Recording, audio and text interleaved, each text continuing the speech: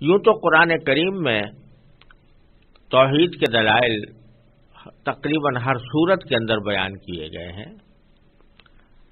اور تفصیل کے ساتھ بیان فرمائے گئے ہیں، لیکن یہاں چونکہ اسلام کی بنیاد کا بیان کرنا مقصود ہے تو اختصار کے ساتھ اسلام کے تینوں بنیادی عقیدوں کا ذکر کیا گیا ہے۔ ان میں سے توحید کا ذکر ان آیتوں میں ہے، جس کی تفصیل میں نے ابھی آپ کے سامنے پیش کی۔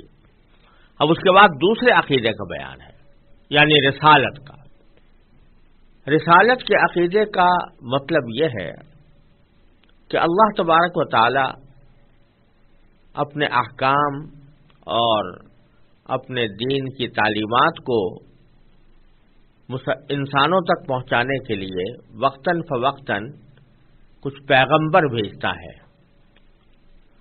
ان پیغمبروں پر وحی نازل ہوتی ہے اور بعض اوقات وہ وحی ایک کتاب کی صورت اختیار کرتی ہے جو آسمانی کتاب کہلاتی ہے، اور اس میں انسانوں کی ہدایت کے لیے یہ احکام درج ہوتے ہیں کہ کون سی چیزیں ان کے لیے کرنی ضروری ہیں، کن سے اجتناب ضروری ہے، کون سی چیز اچھی ہے، کون سی بری ہے۔ یہ پیغمبروں کا سلسلہ اللہ تبارک و تعالی نے اس وقت سے شروع کیا ہوا ہے جب سے کہ انسان کو پیدا کیا، اور اگر غور سے دیکھا جائے تو اللہ تبارک و تعالی کے وجود اور اس کی توحید اور اس کی حکمت بالغہ پر اگر ایمان ہے تو اس کا لازمی نتیجہ یہ ہونا چاہیے کہ رسالت پر بھی ایمان ہو، اس لیے کہ اللہ تبارک و تعالی کی رحمت اور حکمت دونوں سے یہ بات بعید ہے کہ وہ انسان کو دنیا میں بھیج تو دے، دنیا میں پیدا کر دے، اور اس دنیا میں پیدا کر دے جہاں پر کہ خیر اور شر دونوں کا معرکہ جاری ہے، یا اگر وہ جگہ ایسی ہوتی جہاں پر کہ خیر ہی خیر ہوتی اور شر کا کوئی وجود نہ ہوتا، بھلائی ہی بھلائی ہوتی، نیکی ہی نیکی ہوتی، بدی کا کوئی وجود نہ ہوتا، تب تو بات کچھ سمجھ میں آ سکتی تھی کہ اللہ تبارک و تعالیٰ کو رہنمائی کی حاجت نہیں۔ لیکن اللہ تبارک و تعالیٰ نے اس دنیا میں بھیجا جس میں خیر بھی ہے، شر بھی ہے، اچھائی بھی ہے، برائی بھی ہے، نیکی بھی ہے، بدی بھی ہے، تو اس میں انسان کو یہ فیصلہ کرنا پڑتا ہے کہ کون سا کام وہ کرے اور کون سا کام چھوڑے۔ تو یہ بات اللہ تعالیٰ کی رحمت اور حکمت سے بہت بعید ہے کہ وہ انسان کو ایسی دنیا میں بھیج تو دے اور اس کو کوئی ایسے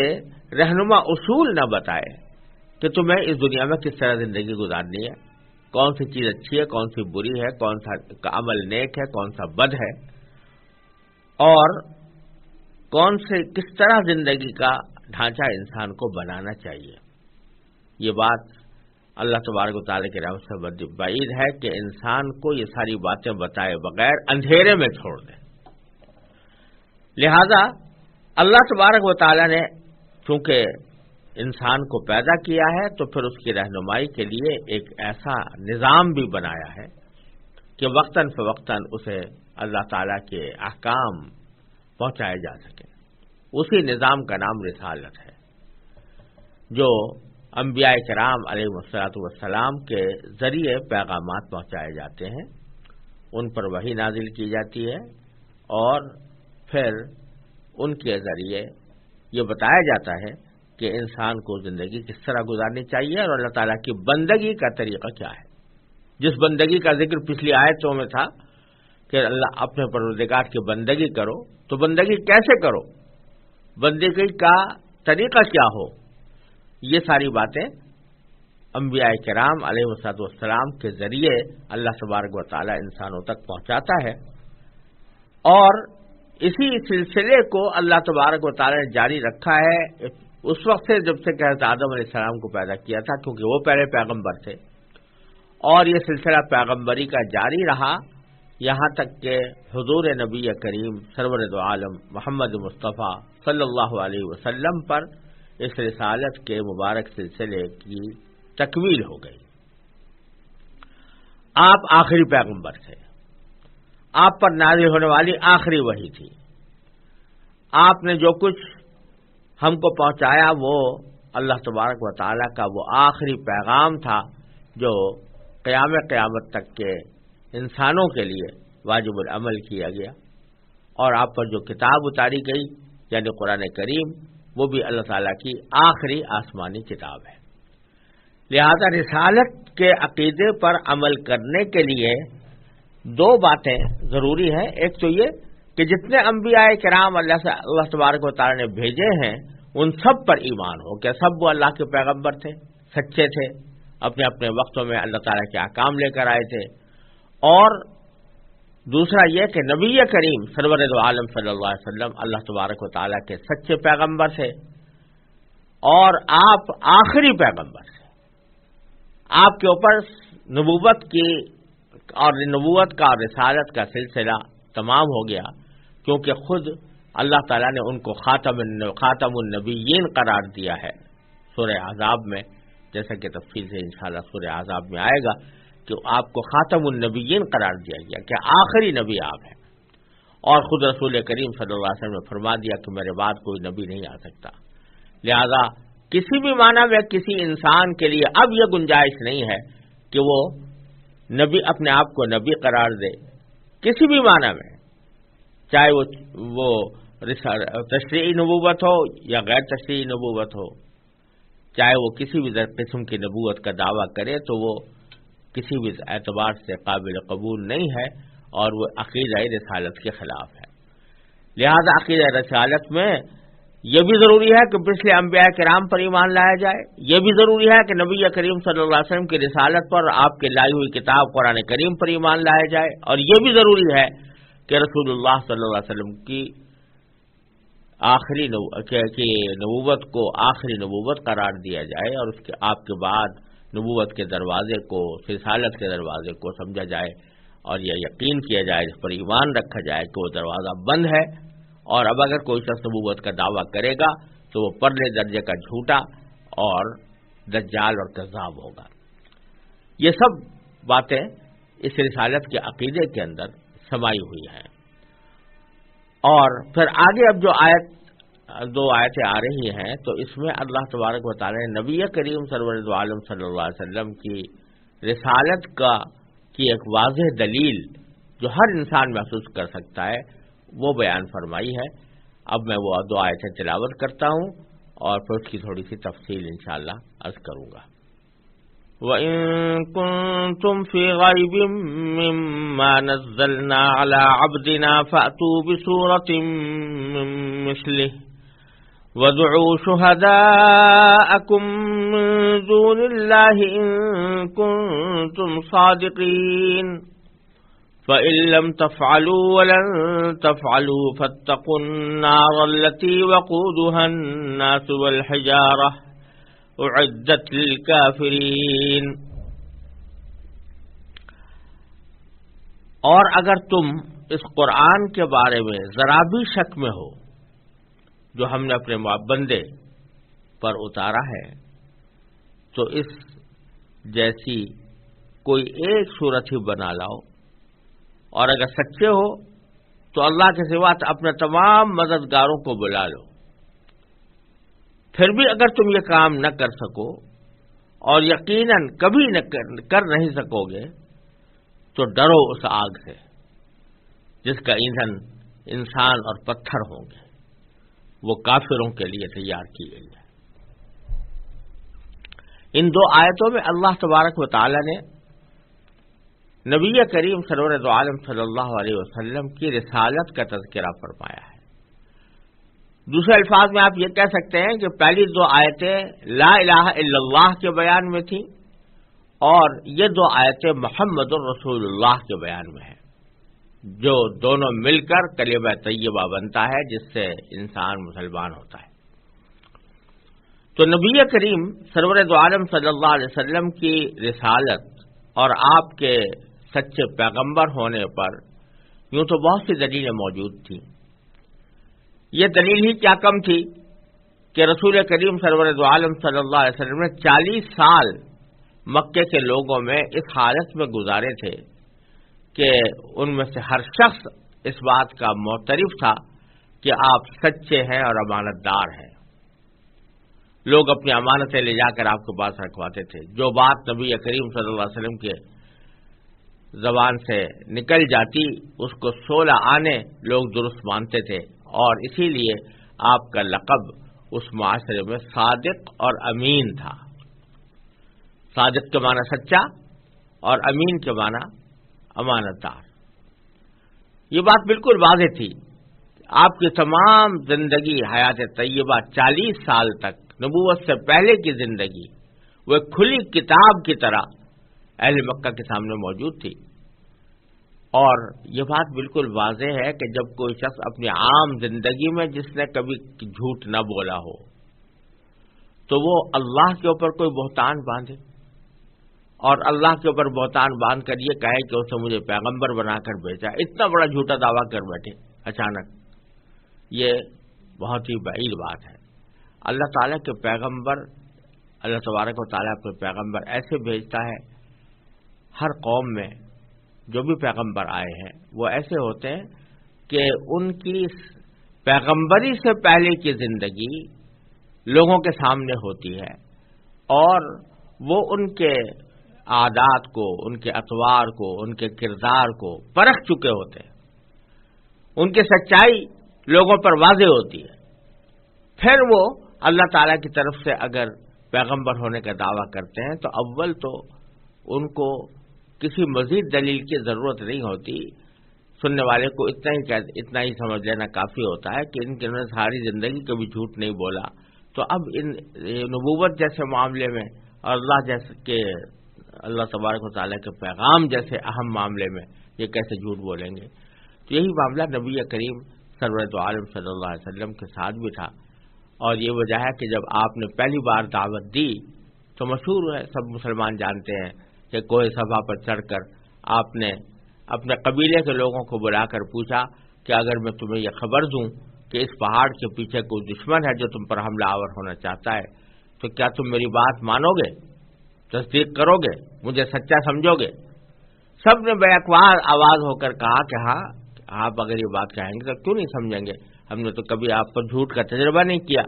کبھی آپ سے کی زبان سے جھوٹ نہیں سنا. تو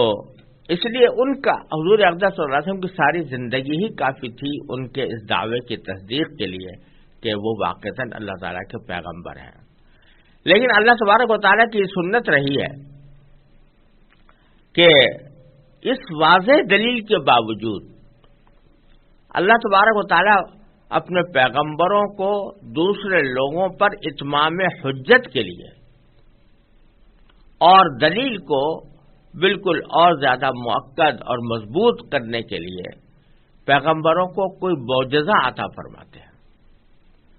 یعنی ایسی چیز عطا فرماتے ہیں جو عام لوگوں کی استطاعت سے باہر ہوتی ہے، اور وہ چیز جب پیغمبر کے ہاتھ پر ظاہر ہوتی ہے تو اس سے یہ واضح ہوتا ہے کہ یہ شخص کوئی عام جیسا شخص نہیں ہے، بلکہ اس کو اللہ تبارک و تعالی نے اپنے پیغام پہنچانے کے لیے منتخب فرمایا ہے. وہ جو ایسی بات جو غیر معمولی بات، خرق عادت یعنی عادت کے خلاف کوئی ایسا کام ظاہر ہوتا ہے تو اسی کو معجزہ کہتے ہیں، جو اسباب سے ماورا ہوتا ہے. تو اللہ تعالیٰ اپنے انبیاء کرام کو کچھ معجزات بھی عطا فرماتے ہیں تاکہ وہ معجزات دکھا کر لوگوں کو اس بات پر اور زیادہ پختہ کر سکتے ہوں کہ ان کو واقعتاً اللہ تبارک و تعالی نے اپنا پیغمبر بنا کر بھیجا ہے. پھر معجزات میں بھی اللہ تبارک و تعالی نے عموماً یہ ترتیب رکھی ہے کہ جس زمانے میں جس قوم کے اندر جس قسم کی چیزوں کا زیادہ رواج ہوتا ہے اور اس کو افضلیت کا معیار سمجھا جاتا ہے یا اس کو قابل فخر سمجھا جاتا ہے، اسی کو وہی چیز کسی نبی کو اس طرح دی جاتی ہے کہ وہ اسباب سے ماورا دی جاتی ہے اور وہ اس چیز کے اوپر غالب آ جاتی ہے جو معاشرے کے اندر رواج پذیر ہو چکی ہے۔ مثلا حضرت موسیٰ علیہ السلام کے زمانے میں جادوگروں کا بڑا زور تھا، لوگ جادو کرتے تھے، طرح طرح کے جادو کرتے تھے، وہ جادو ہو یا نظر بندی ہو یا ویسے ہی ہاتھ کی صفائی ہو، اس کا اس زمانے میں بڑا رواج تھا، اور جو شخص جتنا بڑا جادو دکھاتا اس کو معاشرے میں اتنا ہی بڑا انسان سمجھا جاتا، اس کی تعظیم کی جاتی۔ تو اللہ تبارک و تعالی نے اس زمانے میں جو معجزہ حضرت موسیٰ علیہ السلام کو عطا فرمایا وہ ایسا تھا کہ جو تھا تو اسی قسم کا جیسا کہ جادوگر لوگ کیا کرتے تھے، لیکن وہ ایسا قوی اور مضبوط تھا کہ جس نے تمام جادوگروں کے جادوؤں کو شکست دے دی اور سب کو نیچا دکھا دیا۔ تو ان کو ایک عصا زمین پر ڈال کر اس کو سانپ کی شکل میں تبدیل ہو جانا اور پھر اس سانپ کا باقی جادوگروں دوسرے جادوگروں کے بنائے ہوئے سانپوں کو نگل جانا، اس نے بالکل یہ بات علم نشرح کر دی کہ جو چیز یہ دکھا رہے ہیں یہ اس قسم کا جادو ہرگز نہیں ہے جو جادوگر دکھایا کرتے ہیں، یہ عالم اسباب سے ماورا اللہ تعالیٰ کی نصرت اور اللہ تعالیٰ کی مدد کے ذریعے کوئی چیز دی گئی ہے۔ چنانچہ ان سب سے پہلے تبھی حضرت موسیٰ علیہ السلام کے اس معجزے کو دیکھ کر وہی جادوگر جو ان کا مقابلہ کرنے کے لیے آئے تھے وہ سب سے پہلے سجدے میں گر گئے، اور ان کے اوپر یہ بات جب واضح ہو گئی کہ جادو نہیں ہو سکتا، یہ اللہ تبارک و تعالیٰ کا کوئی خاص لطیف معاملہ ہے جو انصاف کے ساتھ کیا جا رہا ہے، تو اس واسطے ان کو یقین آ گیا کہ اللہ کے پیغمبر ہیں۔ حضرت عیسیٰ علیہ السلام کے بارے میں کہتے ہیں کہ اس زمانے میں علم طب کا بڑا زور تھا اور لوگ طبیبوں کو بڑا اونچا مقام دیتے تھے اور ان سے علاج کرواتے تھے، ان کے علم کو علم سمجھتے تھے، ان کی معاشرے میں تعظیم و تکریم کی جاتی تھی۔ تو اللہ تبارک و تعالیٰ نے حضرت عیسیٰ علیہ السلام کو جو معجزات عطا فرمائے ان کا تعلق طب جیسا تھا کہ طبیب لوگ دوا دے کر علاج کرتے تھے، حضرت عیسیٰ علیہ السلام کسی دوا کے واسطے کے بغیر، کسی دوا کے کو استعمال کیے بغیر اپنا دست مبارک رکھ کر اور ان کا علاج اس طرح کرتے تھے کہ اللہ تعالیٰ ان کو شفا عطا فرما دیا کرتے تھے۔ ان دواؤں میں تو کسی کو شفا ہوئی کسی کو نہ ہوئی، لیکن حضرت عیسیٰ علیہ السلام کو اللہ تبارک و تعالیٰ نے یہ معجزہ عطا فرمایا تھا کہ وہ جب ہاتھ پھیر دیتے تو شفا ہو ہی جاتی تھی، اللہ تعالیٰ شفا کر ہی دیتے تھے۔ اور عام طبیب جن امراض کا علاج کرنے پر قادر نہیں ہوتے، مثلا کوئی مادرزاد اندھا ہے، مادرزاد نابینا ہے، تو اس کو بینائی واپس دلانا کسی کے بس کا کام نہیں، کوئی طب اس کی مدد نہیں کر سکتی۔ تو لیکن حضرت عیسیٰ علیہ السلام کو اللہ تعالیٰ نے معجزہ عطا فرمایا کہ وہ مادرزاد نابینا کو بھی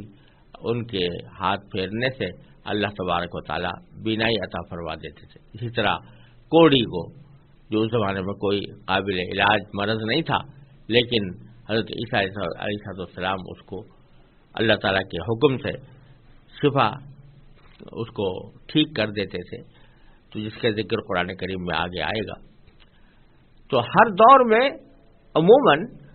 اس قسم کا معجزہ نبی کو دیا جاتا ہے جس قسم کی چیزوں کا اس زمانے میں اتنا رواج ہو کہ ان کو قابل فخر سمجھا جاتا ہو۔ حضور نبی کریم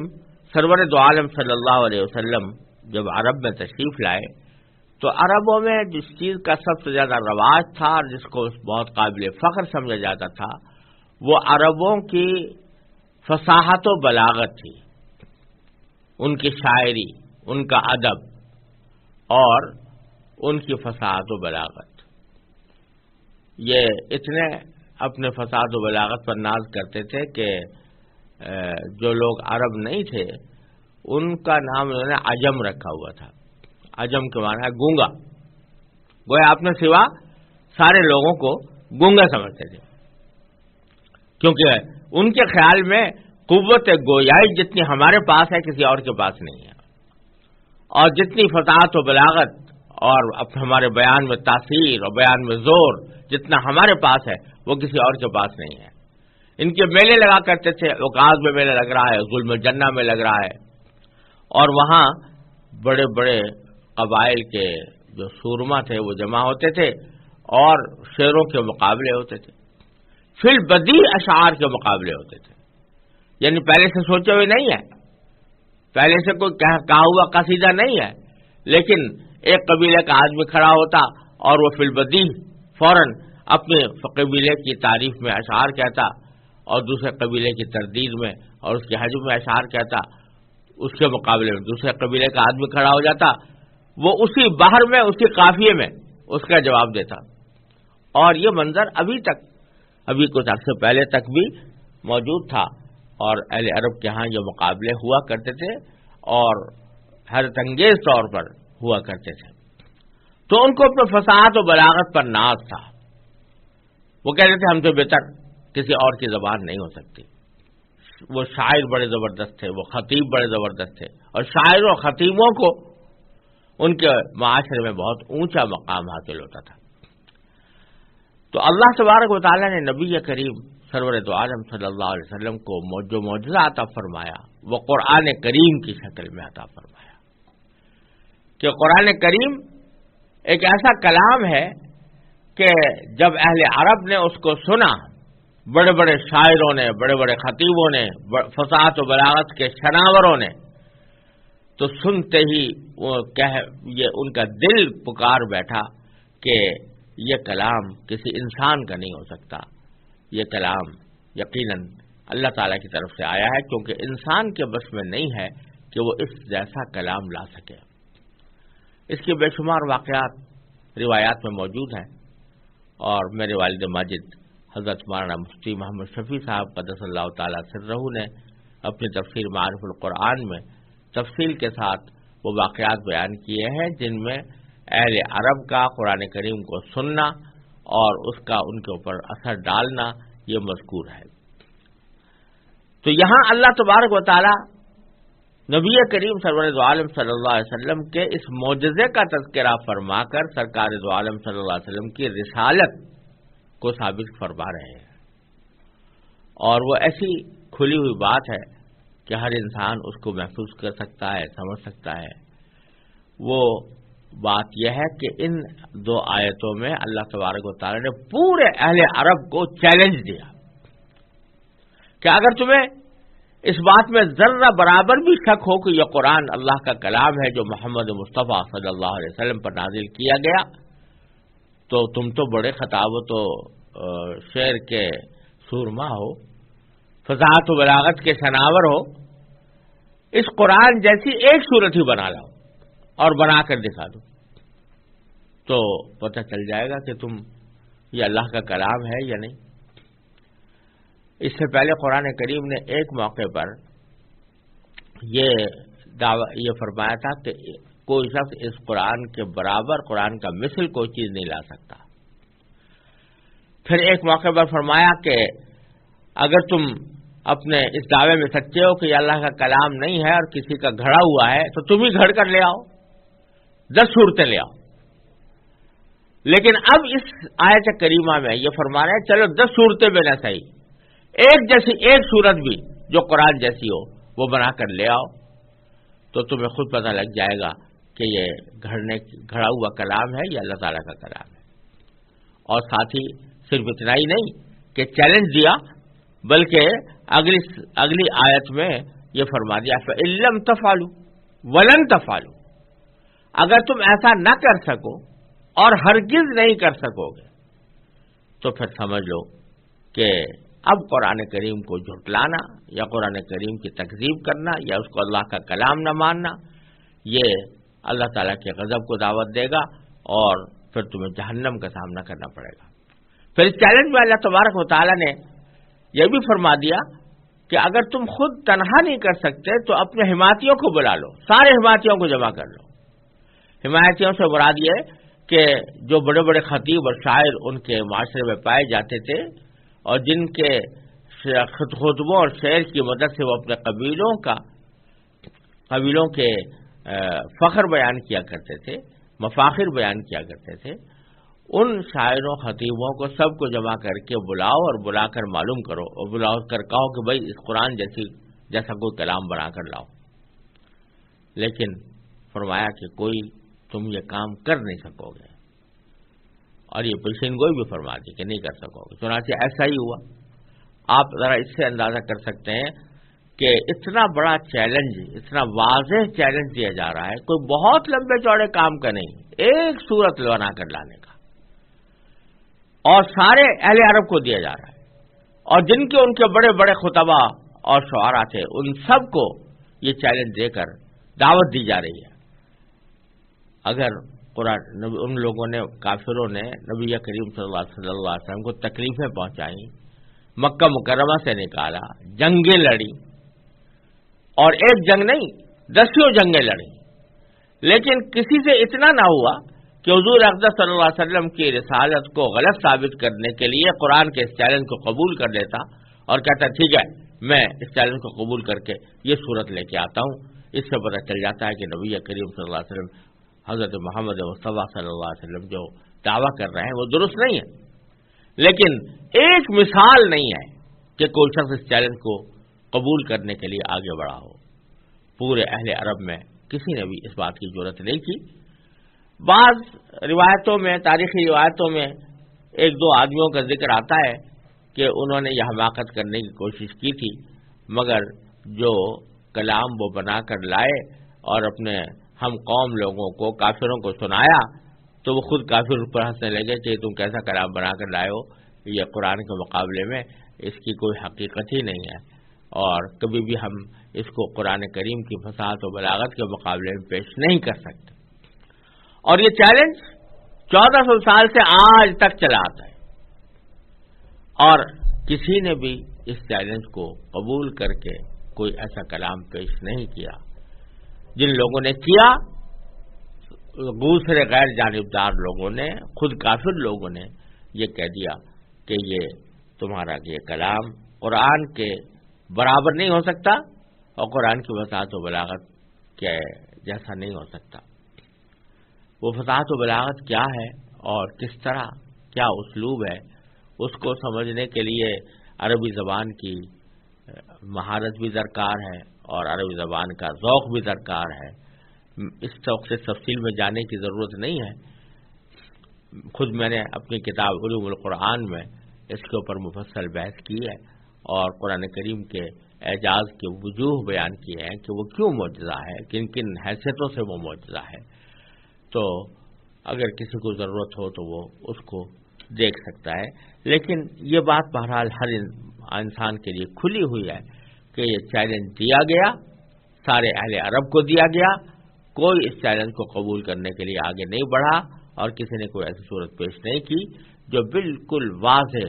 دو ٹوک اس بات کی دلیل ہے کہ رسول کریم سرور عالم صلی اللہ علیہ وسلم سچے رسول تھے اور آپ پر جو کتاب نازل ہوئی وہ اللہ تعالیٰ کا کلام ہے اور وہ آج تک اپنی اصل صورت میں محفوظ چلا آتا ہے۔